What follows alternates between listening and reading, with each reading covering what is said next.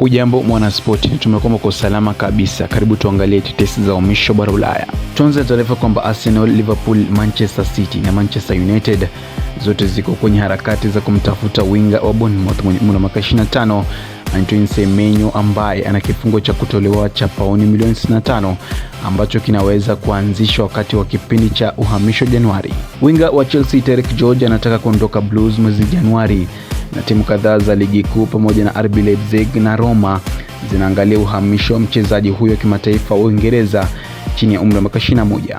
Everton wanamtaka kiungo wa Middlesbrough Hayden Hackney, lakini wanaweza kupata shida kumsajili mchezaji huyo wa Kiingereza mwenye umri wa miaka 23 mwezi Januari, huko Middlesbrough ikikabiliana na changamoto ya kupandishwa daraja kutoka Championship. Aston Villa inapanga kuanzisha mazungumzo na kiungo wa Ubelgiji Yuri Tielemans mwenye umri wa miaka 28 kuhusu mkataba mpya, huku mkataba wake wa sasa ukitarajiwa kuisha mwaka 2028.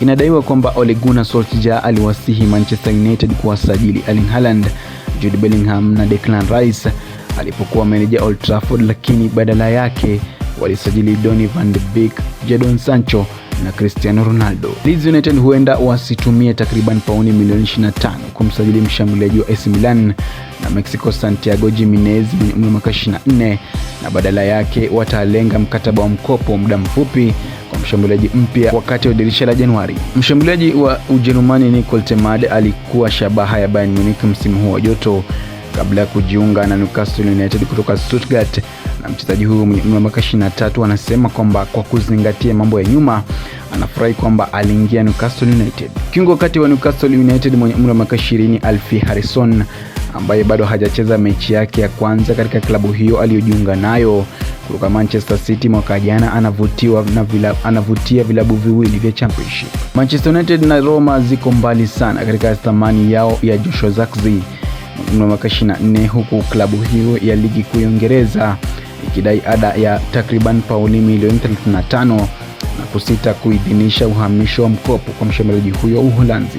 Barcelona wana hamu ya kuongeza mkataba wa Hansi Flick hadi mwaka 2028 licha ya meneja huyo wa Ujerumani mwenye umri wa miaka 60 kusaini mkataba mpya na mabingwa hawa wa Hispania hadi mwaka 2027. Barcelona pia inamtazama beki wa Aston Villa mwenye umri wa miaka 28 Pau Torres na mchezaji wa kimataifa wa Ujerumani wa Borussia Dortmund mwenye umri wa miaka 26 Nico Schlotterbeck wanapotafuta beki wa kusaini wakati wa upande wa kushoto. Kipaumbele cha Chelsea katika msimu huu wa joto kitakuwa kuimarisha kiungo cha kati, huku wachezaji wawili wa Uingereza Kobbie Mainoo mwenye umri wa miaka 20 wa Manchester United na Adam Wharton mwenye umri wa miaka 21 wa Crystal Palace wakitajwa. Crystal Palace wanaangalia chaguzi za beki wa kulia kwa ajili ya dirisha la uhamisho la Januari baada ya jeraha la Daniel Munoz ambalo linaweza kumzuia mchezaji huyo kimataifa wa Colombia mwenye umri wa miaka 29 kutocheza kwa muda mrefu. Mmoja wa watetezi wa pembeni Palace wanavutiwa naye ni Sacha Boey wa Bayern Munich, beki wa pembeni wa Ufaransa mwenye umri wa miaka 25 ambaye anatarajiwa kuondoka katika klabu hiyo ya Bundesliga mwezi ujao. Aidha, bosi wa Palace Oliver Glasner anaamini kuwa beki wa Uingereza Marc Guehi mwenye umri wa miaka 25 atakamilisha mkataba wake kwa kubaki hadi mwisho wa msimu.